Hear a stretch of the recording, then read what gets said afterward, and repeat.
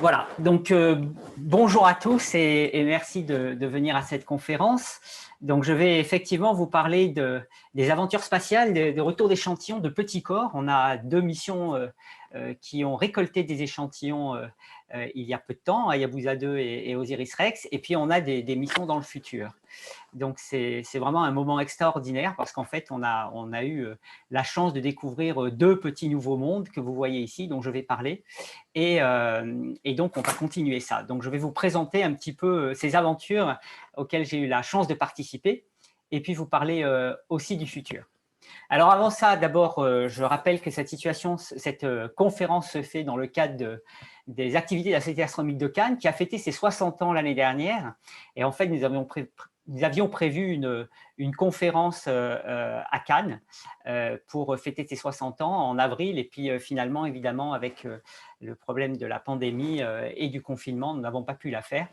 Donc, cette conférence, eh bien, a pour objet un petit peu de célébrer aussi ses 60 ans. C'est une société qui est très, très active. Il y a un cycle de conférences mensuelles, des observations, participation à de grands événements, des interventions au milieu scolaire et tout ça avec des gens dont certains sont représentés sur cette photo, qui sont extrêmement actifs et qui permettent à Cannes et aux alentours d'avoir ces connaissances sur ce que l'on fait en astronomie et ces connaissances ne cessent de s'enrichir. Donc il y a toujours de quoi nourrir de belles conférences et notamment avec la présence de l'Observatoire de la Côte d'Azur qui est à côté. Donc, à propos de l'Observatoire de la Côte d'Azur, donc pour me resituer pour ceux qui ne me connaissent pas, donc je suis directeur de recherche au CNRS à l'Observatoire de la Côte d'Azur, qui est donc situé sur le site du Mont Gros. Vous voyez ici la photo de l'observatoire avec la coupole qui a été faite par Eiffel et puis le bas par Garnier, d'ailleurs complètement restauré avec une salle multimédia au sous-sol que je vous invite à venir voir. Elle est absolument fantastique lorsqu'elle sera ouverte au public puisqu'on a dû la refermer malheureusement. Vous voyez ici la vue sur la baie de Nice. Et puis le pavillon Henri Chrétien dans lequel nous avons la plupart d'entre nous nos bureaux et la chance d'avoir cette vue. Donc mon bureau est ici pour l'anecdote. Et donc je suis responsable du groupe de planétologie donc, qui s'intéresse à la formation du système solaire, son évolution, la formation des planètes et tout ce qui permet de répondre à ces questions-là au moyen de théories, d'observations depuis le sol, mais aussi dans l'espace. Et puis, nous avons bien sûr à l'Observatoire de nombreux autres groupes mondialement reconnus. Nous avons des groupes qui travaillent sur la cosmologie, qui travaillent sur la physique stellaire. Nous avons aussi un département dédié à la géophysique, au tremblement de terre par exemple, et tous les risques naturels. Et puis, nous avons bien sûr un département qui s'intéresse et qui s'occupe des ondes gravitationnelles en participant à Virgo, par exemple, et au projet spatial LISA. Donc, c'est vraiment un observatoire qui est très, très important et qu'il est bon d'avoir à proximité de Cannes pour justement offrir à Cannes de belles conférences.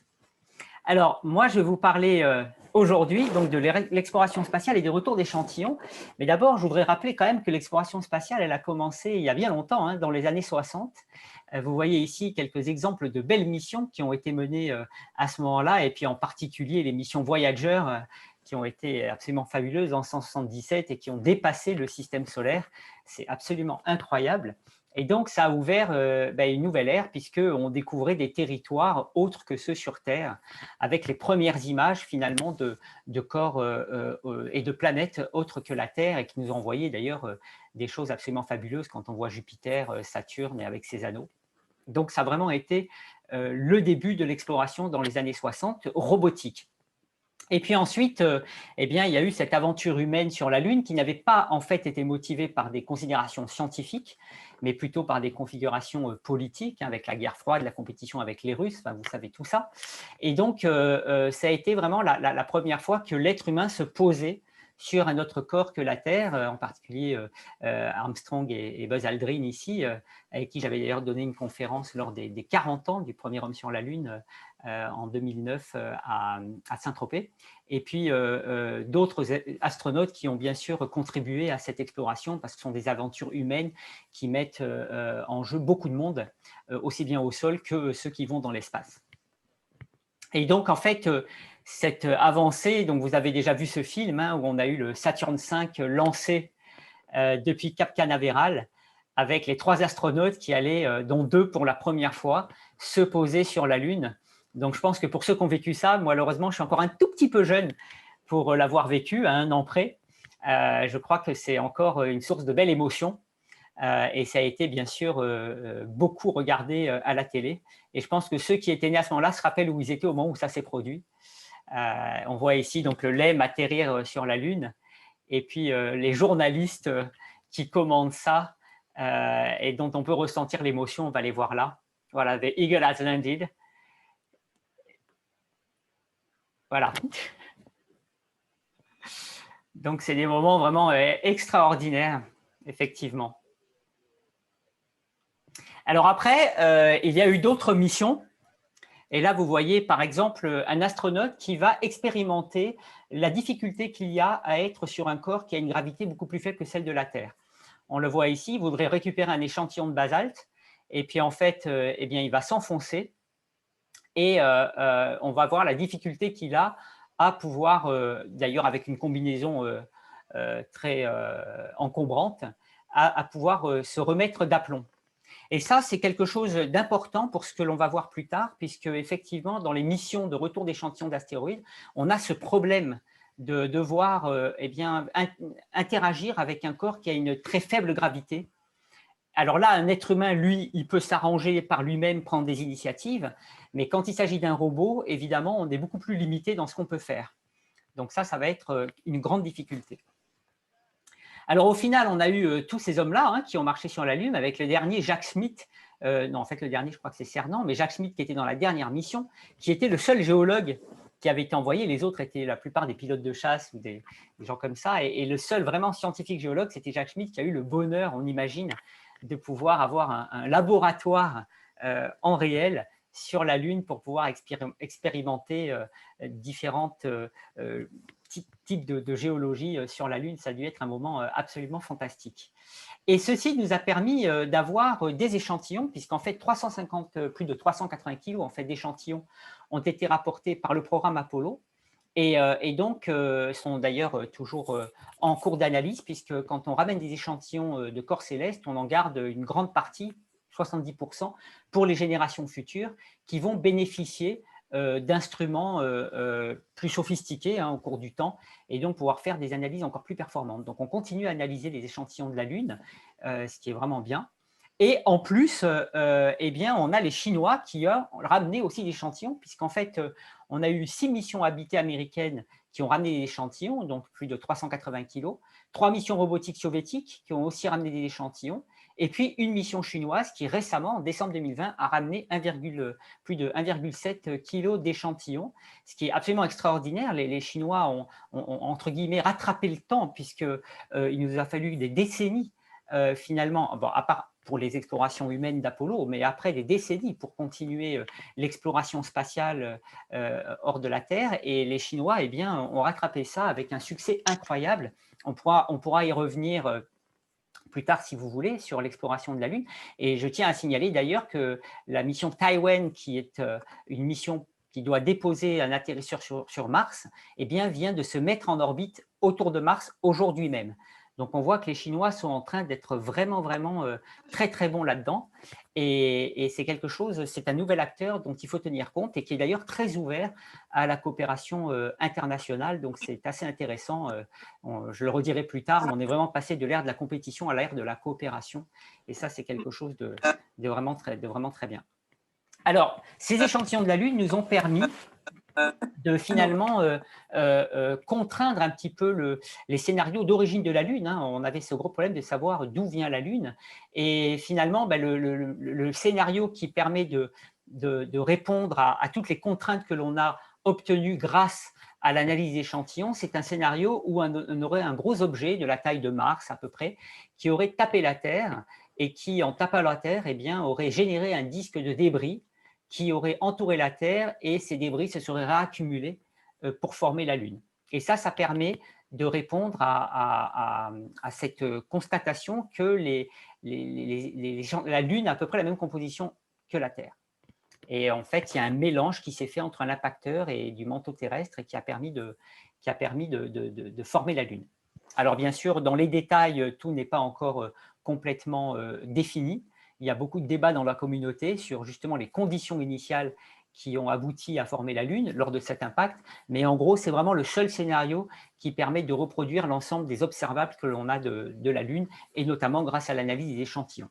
Donc on voit que les échantillons ont vraiment un avantage, c'est qu'ils nous permettent d'analyser sur Terre avec un niveau de précision qu'on ne peut pas avoir avec les instruments que l'on envoie dans l'espace, eh bien, les matériaux des corps que l'on prélève. Alors, finalement, la Lune aussi, elle a un avantage, c'est que c'est le meilleur témoin des impacts passés durant les 4 derniers milliards d'années, puisque sur Terre, évidemment, les cratères s'effacent au cours du temps à cause de l'érosion, de la tectonique des plaques, puis on a 2 tiers d'eau sur Terre. Et grâce à la Lune, qui, elle, en gros, sa surface ne bouge pas trop, eh bien, on a gardé ce témoignage qui nous indique que d'ailleurs, le flux d'impact dans le système solaire interne a été en moyenne constant durant les 4 derniers milliards d'années, et ce qui vaut sur la Lune vaut pour la Terre. Et en fait, ce sont justement ces impacts qui les produisent. Eh bien, en majeure partie, ce sont les astéroïdes. Et ce sont ces objets dont on va parler maintenant lors de cette conférence, puisque, comme je le dirai encore un peu plus tard, ce sont finalement parmi les meilleurs traceurs de l'histoire de notre système solaire. Donc, en fait, pourquoi est-ce qu'on étudie les astéroïdes? Alors, il y a effectivement au moins trois raisons de les étudier. C'est vraiment des petits cailloux fascinants. D'abord, il y a une raison scientifique, puisque comme je viens de le dire et je le redirai encore, ce sont parmi les meilleurs traceurs de la formation et de l'histoire du système solaire, j'y reviendrai. Il y a aussi l'aspect défense planétaire, puisque ce sont eux qui peuvent représenter un risque d'impact, j'en dirai quelques mots.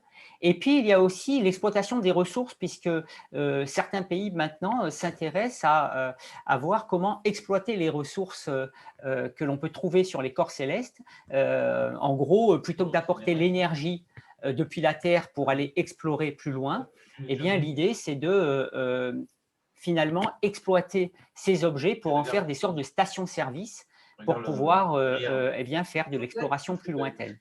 Et pour cela, eh bien, il faut pouvoir finalement étudier ces objets, et les connaissances que l'on obtient, peu importe les raisons pour lesquelles on veut obtenir ces connaissances, eh bien, ces connaissances vont nourrir les différentes communautés qui s'intéressent aux astéroïdes. Donc, ils ont vraiment des gros avantages. C'est que finalement, peu importe les raisons pour lesquelles on les étudie, on sait qu'il y a au moins 3 communautés qui vont être intéressées par ces connaissances pour des raisons très différentes.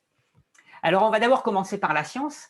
Donc, je vais faire ce petit rappel. Hein. Il y a 4,567 milliards d'années, notre Soleil était en fait entouré d'un disque de gaz et de poussière. Et c'est dans ce disque de gaz et de poussière que les planètes ont commencé à se former. Et on connaît la datation du système solaire, donc l'âge zéro, là où tout a commencé, grâce d'ailleurs aux météorites qui sont des fragments d'astéroïdes. Donc on voit déjà l'intérêt des astéroïdes, hein. C'est qu'ils nous envoient des météorites, et grâce aux météorites, eh bien, on a pu mesurer l'âge du système solaire, puisque par exemple dans la météorite que vous voyez ici, eh bien, les petites inclusions brillantes que vous voyez sont en fait datées à 4,567 milliards d'années, c'est-à-dire c'est vraiment le matériau le plus ancien auquel on ait accès. Et donc, à partir de là, eh bien, s'est formé les planètes dans un temps relativement court, puisque dans ce disque, Jupiter s'est formé en moins de 1 million d'années, ce qui est très rapide hein, par rapport à 4,57 milliards d'années. Et puis, les planètes telluriques se sont formées en moins de 100 millions d'années. Et donc, le challenge que l'on a, si on veut comprendre comment sont formées les planètes, c'est de comprendre comment se sont formées les planètes à partir d'un disque de gaz et de poussière. Et donc, le scénario, c'est que ces poussières, eh bien, elles ont commencé à se rencontrer dans le disque protoplanétaire, comme on l'appelle, à des vitesses relativement lentes, dues à l'interaction avec le gaz. Et puis, les poussières ont commencé à se former des grumeaux de plus en plus gros par d'abord les forces électrostatiques. Et puis ensuite, quand ils sont passés de stade de quelques centimètres à plusieurs mètres, plusieurs centaines de mètres, eh bien, la gravité a pris le dessus. On a commencé à former des embryons planétaires de la taille de Mars et de la Lune. Et puis, pour les plus chanceux d'entre eux, ça s'est fini en planète. Et donc, ce qu'on cherche à faire, c'est à comprendre comment est-ce qu'on part, en partant d'un disque de gaz et de poussière, on aboutit à un système planétaire bien hiérarchisé, avec des planètes telluriques près du Soleil, c'est-à-dire plutôt riches en matériaux qu'on appelle réfractaires, en roches, et puis des matériaux, parce qu'il fait chaud.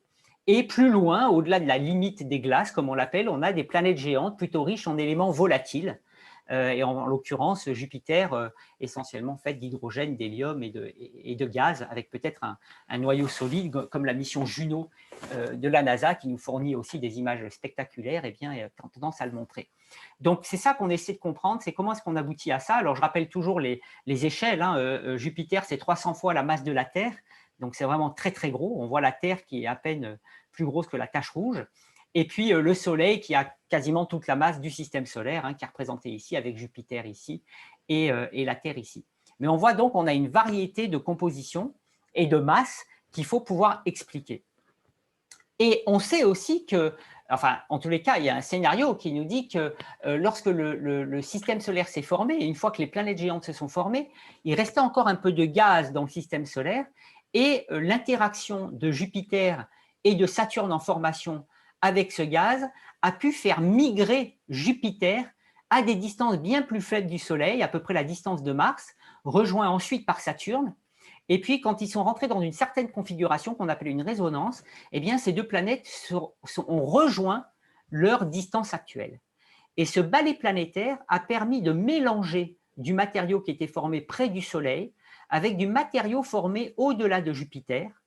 Et ce mélange, eh bien, et finalement, s'est parqué dans cette ceinture qu'on appelle la ceinture des astéroïdes. Et ça, c'est très intéressant parce qu'on va le voir dans cette ceinture, on a une variété de compositions qu'on n'arrivait pas à bien expliquer, en particulier des corps qui sont potentiellement riches en eau. Or, les corps riches en eau ont dû être formés au-delà de la ligne de condensation de l'eau qui est au-delà de Jupiter. Donc, il fallait qu'ils soient formés au-delà de Jupiter et on essayait de comprendre comment est-ce qu'en étant formés au-delà de Jupiter, ils avaient pu se retrouver à plus faible distance. Et ça a donné l'idée à des gens d'ailleurs à Nice, eh bien, de proposer et de faire des calculs qui ont montré qu'il y avait un scénario qui effectivement montrait que les deux planètes géantes en formation ont pu migrer vers le Soleil et repartir. Et cette danse planétaire a permis de mélanger tout ça dans la ceinture des astéroïdes. Et par ailleurs, on a des preuves qu'on a de l'eau dans la ceinture des astéroïdes, puisque en particulier Cérès, qui est le plus gros astéroïde dans cette ceinture, 950 km de diamètre, qui a été visité par la sonde Dawn de la NASA, eh bien, cette sonde nous a donné des informations qui montrent qu'il y a un océan d'eau liquide en sous-surface de Cérès. Ce qui est d'ailleurs très intéressant pour l'exobiologie, puisqu'on a pas très loin de nous, dans la ceinture des astéroïdes, eh bien, une planète naine, comme on l'appelle, Cérès, qui contiendrait un océan en eau liquide, et ça serait très intéressant d'ailleurs de ramener des échantillons. Et puis finalement, à la fin de la formation de la Terre, eh bien, on sait aussi qu'on a eu beaucoup d'impacts, et donc on pense que les astéroïdes ont pu apporter l'eau et la matière organique qui a peut-être permis l'émergence du vivant. Et bien sûr, tout ça, il faut pouvoir le vérifier. Et c'est pour ça qu'on cherche à récolter des échantillons de ces astéroïdes pour pouvoir mesurer leur composition au niveau de détail que l'on peut avoir en laboratoire et effectivement, par exemple, pouvoir vérifier si la matière organique qu'ils contiennent, sa structure, est compatible avec celle qui aurait pu faire émerger le vivant et donc finalement conforter ce scénario qui dirait que ce sont les astéroïdes qui ont permis à la vie d'émerger en apportant tout le matériau nécessaire. Donc, on voit vraiment que les astéroïdes ont vraiment beaucoup de valeur scientifique parce qu'ils nous renseignent sur les premières étapes du système solaire, parce que ce sont les restes des briques qui ont formé les planètes, mais avec un grand avantage, c'est que si les planètes, en étant très grosses comme elles le sont, eh bien, elles ont chauffé, donc leur matériau s'est transformé chimiquement et a perdu la mémoire de sa composition initiale, eh bien, les astéroïdes sont suffisamment petits pour ne pas avoir été transformés chimiquement et donc avoir conservé la mémoire de cette composition initiale. Donc, en d'autres termes, quand vous voyez un beau gâteau, ce n'est pas évident à partir du gâteau de déterminer la recette qui a permis à ce gâteau de se former, parce que le gâteau, ben, il est complètement transformé. Et bien, les astéroïdes, c'est un petit peu les ingrédients qui permettent de faire la bonne recette pour former les planètes. Et c'est pour ça qu'on les étudie. Et en plus, ils ont peut-être eu un rôle dans l'émergence du vivant. Donc, c'est vraiment très intéressant. Alors, pour cela, on a en fait deux populations d'astéroïdes. On a la ceinture des astéroïdes qui est entre Mars et Jupiter. Donc, ici, je vous montre une vue de dessus du système solaire, où on voit la trajectoire en bleu ici, qui est celle de Jupiter. Et puis, ce cercle-là, c'est la trajectoire de Mars. Et donc, tous ces points verts sont les astéroïdes de la ceinture principale. Donc, en gros, dans cette région-là, il n'était plus possible de former une planète. Donc, toutes ces briques restantes de la formation planétaire qui étaient là, eh bien, étaient perturbées à la fois par Mars et Jupiter. Et donc, à chaque fois qu'ils se rencontrent, au lieu de s'accréter, de s'agglomérer, ils se détruisent. Et donc, on forme ainsi un anneau, c'est une planète ratée, avec le plus gros corps, donc je l'ai dit, Cérès, de 950 km de diamètre, qui a été découvert en 1801. Et nous sommes en 1821, donc c'est le 220e anniversaire, le 1er janvier d'ailleurs, par Giuseppe Piazzi à Palerme. Et puis on descend très vite en taille, hein. Le deuxième c'est Vesta, 500 km de diamètre, puis on a 1 million de corps de diamètre supérieur à 1 km. On connaît à peu près 800 000 objets de cette ceinture. Et bien sûr, en fait, même s'ils sont très nombreux, il y a à peine 1/1000 de la masse de la Terre dans cette ceinture, d'ailleurs qui s'est vidée plusieurs fois. Et si j'étais en solo dans mon Faucon Millenium, dans la guerre des étoiles, et que je voulais traverser la ceinture, je la traverserais sans aucun problème, parce qu'en fait, ce sont des tout petits objets dans un espace extrêmement grand. Et d'ailleurs, au contraire, il faut jouer avec toutes les lois de la mécanique céleste pour atteindre un astéroïde que l'on veut atteindre, parce qu'ils sont vraiment tout petits, ils n'ont pas d'attraction, très faible attraction, et donc il faut aller les chercher, et on ne les trouve pas aussi facilement que ça. Et on a une autre population qui nous intéresse, eh bien, c'est la population des géocroiseurs. Donc, cette fois-ci, les corps qui étaient les points verts que je vous montrais dans le diagramme précédent sont maintenant en gris entre Mars et Jupiter. Et en fait, ce que vous voyez, ce sont des trajectoires bleues qui sont des trajectoires beaucoup plus allongées et qui croisent effectivement la trajectoire de la Terre. Et ce sont ces objets qu'on appelle les géocroiseurs ou les croiseurs de planètes, qui viennent d'ailleurs pour la plupart de la ceinture des astéroïdes, parce que dans cette ceinture, eh bien, des collisions se produisent entre les astéroïdes, ce qui génère des fragments. Et ces fragments sont parfois envoyés sur des trajectoires instables à cause de phénomènes dynamiques qui ont lieu dans cette ceinture, qui les font passer d'une trajectoire circulaire à une trajectoire qui s'allonge petit à petit et qui les font croiser la Terre. D'ailleurs, la plupart d'entre eux vont finir directement dans le Soleil, et seule petite partie d'entre eux va finalement pouvoir évoluer dans le système solaire interne et croiser les planètes et potentiellement représenter une menace. On estime qu'on a à peu près 1000 corps de diamètre supérieur à 1 km dans cette population. 90% sont connus, même peut-être un peu plus maintenant. Donc, c'est la bonne nouvelle. Et alors, donc, ils ont un inconvénient, c'est que parfois, ils nous tombent dessus, j'y reviendrai. Mais ils ont un avantage, c'est qu'ils sont représentatifs du matériau qui est dans la ceinture des astéroïdes et qui nous renseigne sur l'histoire du système solaire. Et en plus, ils sont plus facilement accessibles pour des missions spatiales. Donc, on peut les atteindre à un coût plus faible que lorsqu'on veut atteindre un objet de la ceinture des astéroïdes, et en particulier pour en ramener des échantillons. Donc, comme toujours, dans la vie, il y a le pour et le contre. Et je dirais que c'est plutôt le pour qui l'emporte pour cette population qui nous fournit l'occasion d'aller les explorer plus facilement. Alors, certains passent très près de nous, notamment Apophis passera à moins de 36 000 km de la Terre le 13 avril 2029, un vendredi en plus pour les superstitieux, peut-être à 13h d'ailleurs. Et donc, c'est intéressant parce que c'est une opportunité, peut-être, si on pouvait envoyer une mission spatiale, eh bien, de vérifier quels sont les effets de marée que cet objet peut ressentir. On le verra à l'œil nu d'ailleurs, sa lumière en tous les cas. Et on a fait des calculs avec ma postdoctorante Yoon, où on a montré que quand un objet passe très près de la Terre, alors beaucoup plus près qu'Apophis dans cette simulation, eh bien, il peut se déformer effectivement, et ça pourrait expliquer la trajectoire d'objets très allongés. Et d'ailleurs, elle a fait un papier dans Nature Astronomy qui fournit un scénario très convaincant sur l'origine de l'astéroïde interstellaire Oumuamua, qui aurait subi de tels effets de marée dans un autre système avant d'être éjecté et de venir vers la Terre. Donc, vous avez peut-être entendu parler d'un livre qui vient de sortir, qui dit que Oumuamua est en fait un ovni, et, qui est une pure spéculation, parce qu'en fait, on peut expliquer physiquement cet astéroïde interstellaire avec un scénario qui est vraiment très, très élégant. Oui, bravo, hein, parce que c'est du bidon, hein, ce truc-là. Le pauvre astrophysicien qui a sorti que c'était interstellaire, Et oui, il voulait faire parler de lui. C'est ça, on pourra y revenir à la fin de la conférence. Alors après, il y a le volet défense planétaire, l'autre raison pour laquelle on s'intéresse à ces objets. Et effectivement, on a des cratères sur Terre, mais ils sont très difficiles à répertorier parce qu'ils sont transformés au cours du temps. Il faut vraiment être un géologue pour vraiment les identifier, à part certains comme le météore cratère en Arizona qui est vraiment là évident.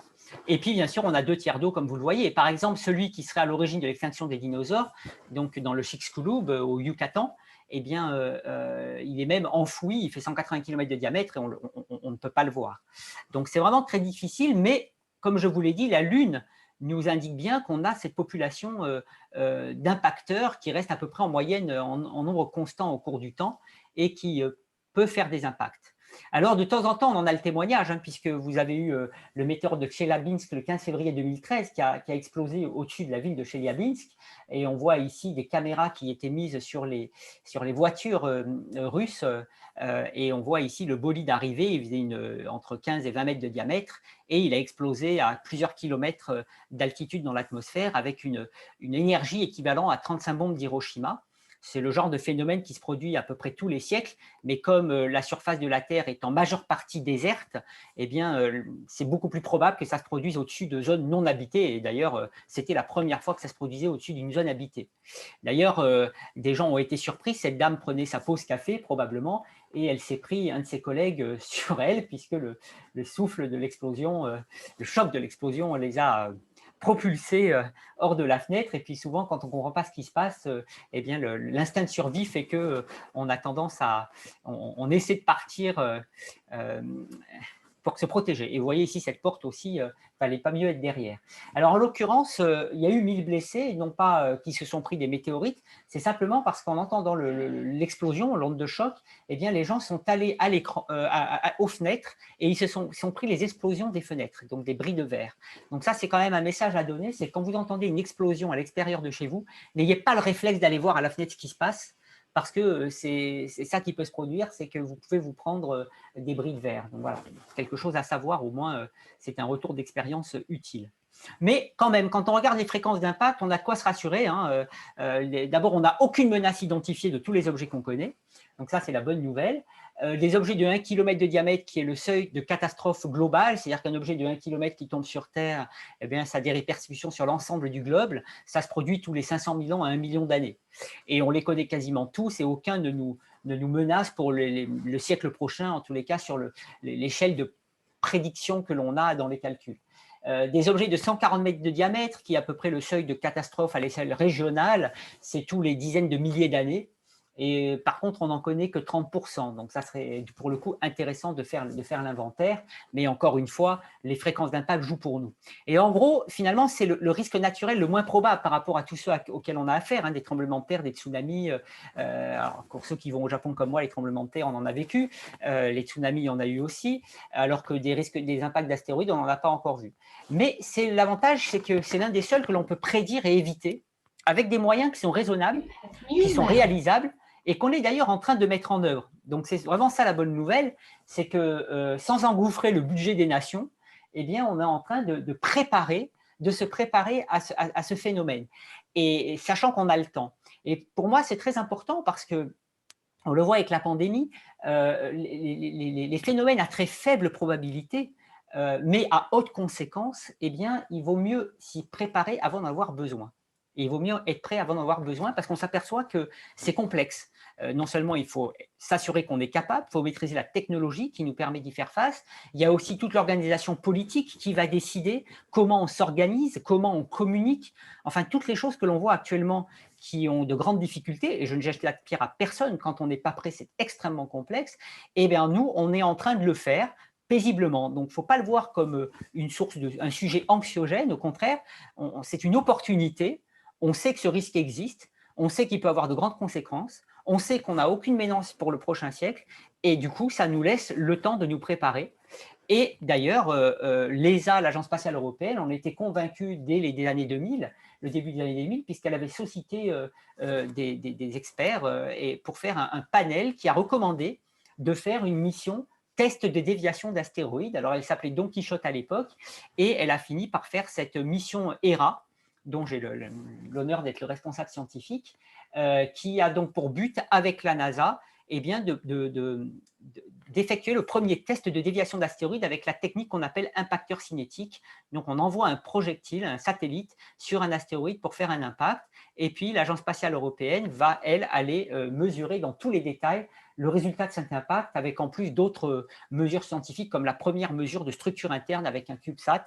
Bon, ce n'est pas le sujet de cette conférence, la défense de la planète, mais voilà, en tous les cas, l'Europe et la NASA eh bien, vont faire ce premier test de déviation d'astéroïdes. Et puis, en parallèle, eh bien, on complète l'inventaire de tous ces objets au-delà de 140 mètres, avec une mission spatiale qui devrait être lancée par la NASA pour faire l'inventaire en 10 ans. Donc, vous voyez, on est vraiment en train de se préparer et de s'acheter cette assurance vie pour pouvoir être prêt le jour où ça arrivera pour les futures générations, parce qu'on travaille pas seulement pour nos générations, mais pour le futur. Et en plus, on va faire de la belle science parce qu'on va faire plein de choses avec. Bon. Mais ça sera pour une autre conférence. Mais vous voyez, donc, on a vraiment ces deux volets, science et défense planétaire, qui nous motivent à en savoir plus sur ces astéroïdes qui nous fascinent. Et pour ça, eh bien, on a des missions spatiales. Et on a eu la chance d'avoir plusieurs missions spatiales qui sont marquées en jaune. Et on a la chance d'avoir des projets spatiaux qui vont partir, qui sont marqués en bleu. Donc, vous voyez qu'on est vraiment dans l'ère de l'exploration des astéroïdes parce qu'on a vraiment beaucoup de missions avec beaucoup d'agences finalement impliquées dans l'exploration de ces objets. Mais j'espère vous avoir convaincu que ça valait la peine. Alors, je vais vous parler, puisqu'on parle des échantillons, très brièvement d'Hayabusa. J'ai fait beaucoup de conférences sur Hayabusa déjà dans le passé. Je vais surtout vous parler de l'actualité Hayabusa 2 Osiris-Rex, et puis le futur, MMX, retour d'échantillons de Phobos, sachant qu'il y a aussi la mission Zhenghe des Chinois, qui veut aussi prendre un retour d'échantillons d'astéroïdes, mais on a très peu d'informations, donc je ne vais malheureusement pas pouvoir vous en parler beaucoup. Mais je vais essentiellement vous parler de Hayabusa 2, Osiris-Rex et de MMX pour le futur. Alors déjà, le problème qu'on a quand on veut étudier les astéroïdes, donc finalement c'est pour répondre à la question pourquoi on doit aller les voir, c'est que depuis le sol, on a des informations cruciales, parce que pour faire des statistiques, c'est le seul moyen qu'on a pour faire un grand nombre, voire un grand nombre d'objets, mais qui reste limité. Vous voyez, un astéroïde, c'est un petit point lumineux dans l'espace, et donc à partir de là, c'est très difficile d'en extraire beaucoup d'informations. Vous pouvez avoir sa luminosité, bien sûr. À partir de là, vous pouvez en déduire une taille avec quelques barres d'erreur. Si vous avez des courbes de lumière, vous pouvez éventuellement en sortir une forme, mais très peu contrainte. Et puis la période de rotation, ça nous intéresse beaucoup. Et puis, en faisant de la spectroscopie, eh bien, vous pouvez avoir une idée de la composition, mais vraiment très, très sommaire, puisque c'est vraiment un tout petit point. Et puis, c'est les premiers micromètres de la surface qui sont réfléchis. Donc, mais ça a permis quand même de classer ces astéroïdes dans plusieurs grandes classes. On a deux grandes classes qui émergent, les astéroïdes silicatés qu'on appelle de type S, donc peut-être plutôt formés près du Soleil parce qu'ils sont pauvres en éléments volatiles et en eau. Et puis on a les éléments carbonés, les astéroïdes carbonés de type C, qui eux sont beaucoup plus sombres, potentiellement riches en matière organique, et certains ont ce qu'on appelle la fameuse bande de l'eau, donc des minéraux hydratés.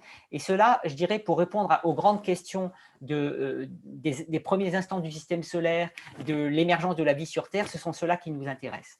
Alors, depuis récemment, grâce au télescope Sphère, au VLT, eh bien, on a accédé à encore plus d'informations pour les gros astéroïdes, puisque vous voyez ici un modèle de forme de l'astéroïde Pallas qui commence à ressembler à ce que l'on peut voir lors de survols d'astéroïdes avec des missions spatiales. On a vraiment une belle forme avec les cratères. On commence à accéder à des informations morphologiques très intéressantes. Mais bien sûr, rien ne vaut les missions spatiales. Et vous avez ici une image qui vous montre quelques-uns des objets que l'on a visités ou survolés avec des sondes spatiales, avec le plus gros ici, Lutetia, 100 km de diamètre, qui avait été survolé par la mission Rosetta. Et puis, on va même jusqu'à Itokawa, qu'on voit à peine, qui fait 320 mètres de diamètre. Et là, quelque chose qui est déjà frappant, c'est de voir la grande diversité en termes de morphologie, de forme, donc, en termes de taille. On voit qu'ils sont tous cratérisés, donc les collisions dominent dans le système solaire. Tous les corps solides les subissent. Ce qui est vraiment très intéressant, et qui est un challenge justement quand on veut faire une mission qui doit interagir avec un astéroïde, c'est que cette grande diversité de tailles complique tout. Parce qu'en fait, qui dit différentes tailles, dit différentes masses, et donc différentes attractions de surface. Et donc, ça, c'est vraiment un problème. Alors, pour le scientifique, c'est plutôt ce qui l'amuse, ce qui l'excite, mais pour l'ingénieur, c'est un problème parce que la façon dont la matière va répondre dépend sensiblement des conditions d'attraction. Et donc, quand on va aller explorer un objet comme Lutetia, qui fait 100 km de diamètre, on ne va pas concevoir de la même manière la mission que quand on va explorer un objet comme Itokawa qui fait 300 mètres de diamètre. Je m'explique. Par exemple, si je veux aller sur Lutetia et creuser, eh bien, en y allant doucement, je peux creuser sans m'accrocher, parce que Lutetia est assez attractif pour me laisser en place.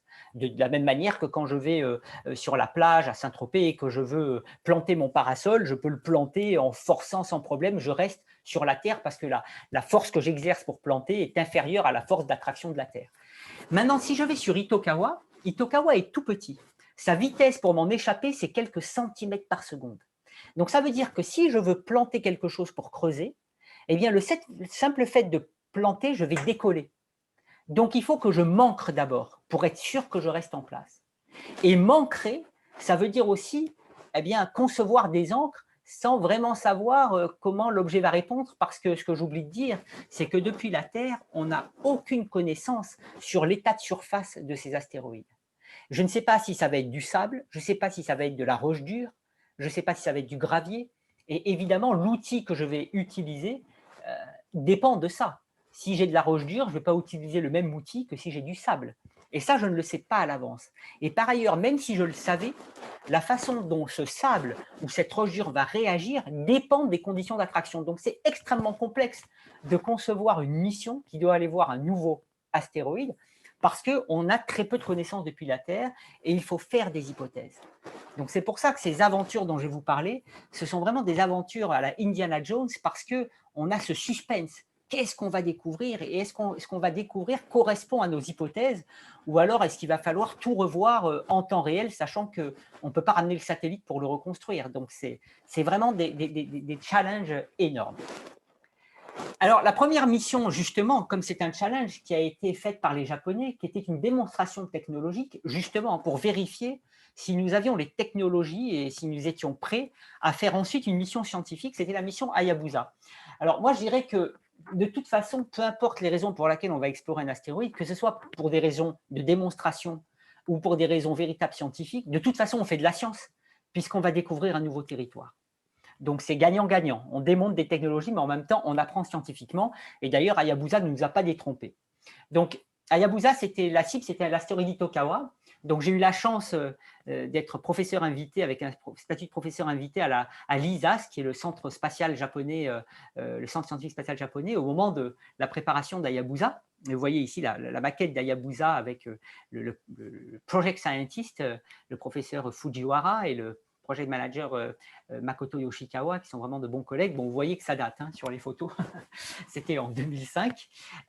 Et donc, cette mission a été lancée en 2003 pour arriver donc en 2005 sur Itokawa. Alors, je vais vous montrer plusieurs fois des images comme ça, j'allais dire sociales, parce que j'insiste sur le fait que les aventures spatiales sont vraiment des aventures humaines, d'abord parce qu'elles prennent beaucoup de temps, parfois des décennies, énormément d'efforts, même ne serait-ce que pour faire passer la mission, la faire sélectionner.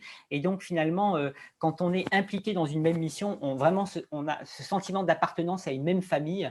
On a vécu beaucoup d'émotions ensemble et c'est quelque chose aussi de formidable, surtout que c'est toujours dans un cadre international. Donc, c'est des échanges culturels absolument fabuleux, en plus des échanges scientifiques, et qui comptent parce que ce dont j'ai pu m'apercevoir, et je le redirai lors du développement de ces missions, c'est que c'est vraiment l'esprit d'équipe, de cohésion et de volonté d'aller ensemble qui permet de réussir. Et c'est, je pense aussi, une des choses qu'il faut retenir pour tous les challenges qu'on a sur Terre, c'est que même si on a des désaccords, une fois qu'on prend une décision, on doit tous y aller ensemble à fond, parce que c'est comme ça, on le voit que ça marche dans l'espace. Alors, on a trouvé sur Itokawa un objet qui était vraiment très bizarre, une sorte de corps très allongé de 540 mètres de long qui nous a beaucoup surpris.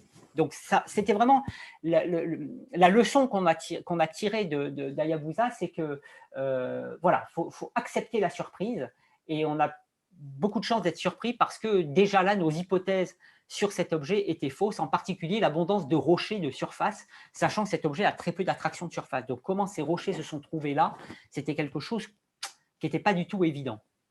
Donc, vous voyez, c'est ce qu'on appelle un agrégat, ou en anglais un rubble pile, avec une densité d'à peine 2 fois la densité de l'eau.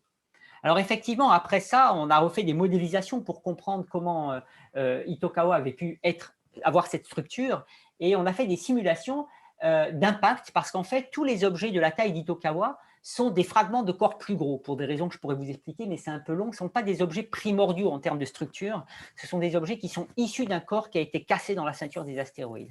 Et en faisant des modélisations d'impact et de destruction de corps dans la ceinture d'astéroïdes, on s'est aperçu que quand on casse un corps ici d'une centaine de kilomètres de diamètre, ou plutôt une vingtaine, eh bien, on commence par le casser en tout petits fragments qui sont représentés par ces points verts ici, qui font à peine une dizaine de mètres de diamètre. Et en fait, quand ces fragments sont éjectés, ils ont tendance à se réagglomérer pour former des agrégats.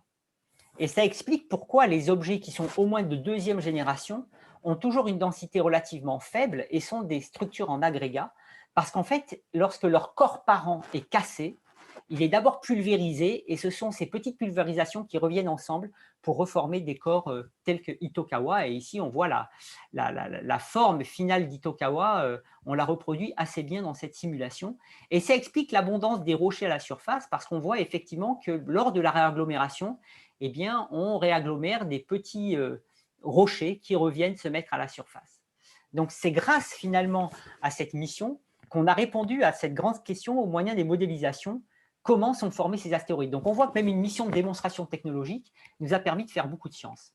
Alors après, il y a eu la récolte des échantillons qui a été faite, mais j'en reparlerai avec le même mécanisme qu'Hayabusa 2. Donc, j'en reparlerai pour Hayabusa 2. Vous voyez ici l'approche d'Itokawa par la sonde Hayabusa à l'époque. Alors, tout ne s'est pas bien passé. Malheureusement, ce n'est pas le thème de cette conférence, donc j'essaie d'être très bref. Tout ne s'est pas bien passé, mais Hayabusa est quand même revenu sur Terre avec sa capsule de réentrée dans l'atmosphère qui a atterri dans le désert australien. Et on a récolté des échantillons, plus de 3000 poussières micrométriques, qui ont été analysées dans ce centre de conservation, qui est d'ailleurs maintenant utilisé pour Hayabusa 2, avec une grosse instrumentation, et même avec des particules micrométriques, c'est-à-dire moins épaisses que mes cheveux, même s'ils sont très fins. Eh bien, on a pu analyser des tas de choses, vérifier le lien entre les astéroïdes de type Itokawa, de type silicaté, avec certaines météorites, et même mesurer les propriétés de l'eau très récemment. Donc, on voit que cette mission, les échantillons sont revenus en 2010, eh bien, les analyses ont continué une décennie après, et on a pu vérifier que l'eau que contient les échantillons d'Itokawa a les mêmes propriétés que celles des océans terrestres, ce qui encore donne des arguments avec l'origine des océans terrestres qui viendraient des astéroïdes. On a ce débat, est-ce que ce sont les comètes et les astéroïdes? On a beaucoup d'arguments pour dire que ce sont les astéroïdes qui ont apporté l'eau qui a permis aux océans de se produire, même s'il y a peut-être encore d'autres scénarios. Alors, bien sûr, ça a été le début de l'exploration et de la quête des échantillons d'astéroïdes par la JAXA, qui est pionnière, du coup, dans ces retours d'échantillons d'astéroïdes. Il y a eu des retours d'échantillons de poussière de comètes par la mission Stardust, mais ici, je parle uniquement des astéroïdes, sinon, ça va durer 3 heures. Et on a donc eu la chance d'avoir, en fait, en parallèle, la NASA qui s'intéressait à récolter des échantillons d'astéroïdes, parce que, comme je vous l'ai montré, il y a vraiment un énorme intérêt de ces objets, et donc tout le monde s'y intéresse finalement. Et nous avions nous-mêmes en Europe essayé de faire passer une mission qui s'appelait Marco Polo avec ma collègue Antonella Barucci, et bien sûr toute la communauté européenne. Et malheureusement, l'ESA n'a finalement pas sélectionné ce projet, ce qui aurait permis à l'Europe de participer pleinement à cette quête des échantillons d'astéroïdes. Mais en tout cas, c'est déjà bien. On a eu la chance d'avoir la NASA et la JAXA qui ont donc décidé de se lancer dans cette course aux échantillons, et non pas cette compétition, parce que j'ai moi-même la chance d'appartenir aux équipes scientifiques de ces 2 missions, et je ne suis pas le seul. Et d'ailleurs, il y a même des scientifiques américains qui appartiennent à la mission japonaise et vice-versa. Donc, c'est vraiment, comme je le disais, la coopération qui gagne actuellement, et on s'aperçoit finalement que quand on unit ses forces, eh bien, avec la somme des connaissances acquises avec 2 missions est bien supérieure à l'addition des 2 missions elles-mêmes. Donc, Hayabusa 2 a été lancé le 3 décembre 2014. Osiris-Rex a suivi le 8 septembre 2016. Et donc, l'idée, c'était effectivement d'aller rendre visite à 2 astéroïdes de type carboné, donc de type C, qui peuvent nous permettre de répondre à ces grandes questions sur les premiers instants du système solaire et l'émergence de la vie sur Terre. Alors, les cibles choisies, c'est Ryugu pour Hayabusa 2, et Bennu pour Osiris Rex. Alors, Ryugu fait à peu près 900 mètres de diamètre. Tout ce que l'on connaissait de Ryugu avant de lancer la mission, c'était qu'il avait une forme relativement sphérique parce qu'on n'avait que des courbes de lumière fournies par des télescopes classiques optiques. Et comme je le disais tout à l'heure, ces courbes de lumière sont relativement soumises à de grandes incertitudes, mais il avait l'air sphérique, très sombre, de type carboné, donc c'était ce qu'il nous fallait, avec une période de rotation de 7,7 heures. Il faut qu'il tourne lentement pour pouvoir se poser dessus. Voilà. Mais on n'avait rien d'autre. Et pour Bennu, eh bien, on a eu la chance que Bennu est passé près de la Terre à un moment donné. Ça a permis de faire des observations avec des techniques radar, dont Arecibo, qui malheureusement a été cassé, mais on est en train de faire un papier blanc pour essayer de le refinancer, pour le reconstruire, parce qu'effectivement, ça a de la grande valeur, les données radar, puisque notamment, ça permet d'avoir de meilleures contraintes sur la forme des astéroïdes. Et on voit que Bennu, eh bien, il a une forme de toupie. On appelle ça un spinning top, ou top shape en anglais, avec une sorte de sphère, avec une sorte de boursouflure à l'équateur. Et pareil, sombre, de type carboné, tournant sur lui-même aussi à peu près 4 heures. Donc, relativement, un peu plus rapidement, mais relativement lentement. Donc, pour se poser, c'est encore bon. Et il fait 500 mètres de diamètre. Donc, c'est à peu près tout ce qu'on avait sur ces deux objets-là. Alors, Hayabusa 2, elle a été lancée en 2000, donc je l'ai dit, en 2014, le 3 décembre 2014. Et ça a été vraiment une séquence de succès. Donc, je vais commencer par Hayabusa 2. Donc, en fait, ça a été vraiment une mission qui a fait une série d'opérations extrêmement complexes, puisqu'il y avait les échantillons, mais plein d'autres opérations. Et ça a été absolument époustouflant, puisque à peine arrivé sur l'astéroïde le 27 juin 2018, nous fournissant les premières images détaillées d'un astéroïde carboné. Donc, c'était vraiment la première fois, j'en rêvais, qu'on avait enfin ces images détaillées d'un astéroïde carboné. Eh bien, à peine quelques mois après, on se lançait dans le déploiement de mini-hoppers, d'atterrisseurs, puis récolte d'échantillons, un impacteur, etc., etc. Je vais vous détailler tout ça, avec un retour sur Terre en décembre dernier, un départ de l'astéroïde en novembre 2019. Alors, la sonde Hayabusa 2, en fait, c'est une sonde qui contient bien sûr de nombreux instruments scientifiques, en particulier des caméras, un altimètre laser, on appelle ça un LIDAR, pour mesurer la distance à l'astéroïde, un spectromètre dans le proche infrarouge, et puis un imageur dans l'infrarouge thermique. Et enfin, on avait aussi des atterrisseurs, ce qu'on appelle alors ils appellent ça des mini-rovers, c'est plutôt des mini-hoppers, on y reviendra, et puis un atterrisseur franco-allemand, développé par le CNES, notre agence spatiale française, et le DLR, l'agence spatiale allemande, avec des instruments à bord, plusieurs instruments à bord, dont une caméra, un radiomètre infrarouge et puis un microscope infrarouge fourni aussi par la France. Donc, c'est vraiment une mission qui avait beaucoup d'instruments, et je ne le montre pas ici, mais aussi un impacteur, puisqu'il y avait une expérience d'impact haute vitesse qui a été faite aussi. Donc, c'est complètement fou parce qu'on va sur un territoire inconnu, et les Japonais proposent de faire une série d'opérations, toutes plus complexes les unes que les autres, sachant qu'en plus, il faut récolter des échantillons. Alors, l'approche de Ryugu a été vraiment un moment fascinant, puisque vraiment, quand on a la chance de participer à ce genre de mission, humblement dit, on se sent comme des explorateurs de nouveaux mondes, parce qu'on arrive à 300 millions de kilomètres de la Terre sur un nouveau territoire qui, bien sûr, est dans des conditions très différentes, dans un environnement très différent de celui de la Terre, et avec beaucoup de choses qu'on ne sait pas. Et les premières images qu'on a eues nous ont absolument surprises, d'abord parce que la forme de l'objet est finalement une toupie, comme Bennu. Même on aurait pu se demander, mais on n'est pas allé voir Bennu plutôt que Ryugu, parce qu'il a vraiment la forme attendue pour Bennu. Donc d'ailleurs, premier email qu'on s'est envoyé avec l'équipe, j'ai tout de suite dit waouh, c'est un top shape, comme on dit, c'est une toupie, c'est fabuleux. Et puis ensuite, quand on s'est approché d'un peu plus près, on était très inquiets, parce que comparé à Itokawa, qui nous avait montré qu'il y avait des grandes zones relativement lisses, c'est-à-dire dans lesquelles il n'y avait pas de gros rochers, eh bien, sur Ryugu, on a des rochers de partout. Une abondance de rochers absolument extraordinaire et pas du tout prévue. Et ça, bien sûr, ça pose un problème, parce que les hypothèses qu'on a faites reposaient sur le seul objet d'une taille inférieure à 1 km ou jusqu'à 1 km que l'on avait, qui était Itokawa. Et qui nous disait qu'on devait avoir des grandes zones d'à peu près 50 mètres de diamètre dans lesquelles on pourrait atterrir. Donc du coup, les Japonais avaient prévu une stratégie de navigation et d'atterrissage avec une précision de l'ordre de 50 mètres. Et là, en fait, les premières images nous montraient déjà que, ce n'était pas du tout évident qu'on trouve de telles zones. Bien sûr, avec les premières images, on n'a pas idée de la hauteur des roches. On avait une contrainte, il ne fallait pas que les roches soient plus hautes que 1 mètre de diamètre.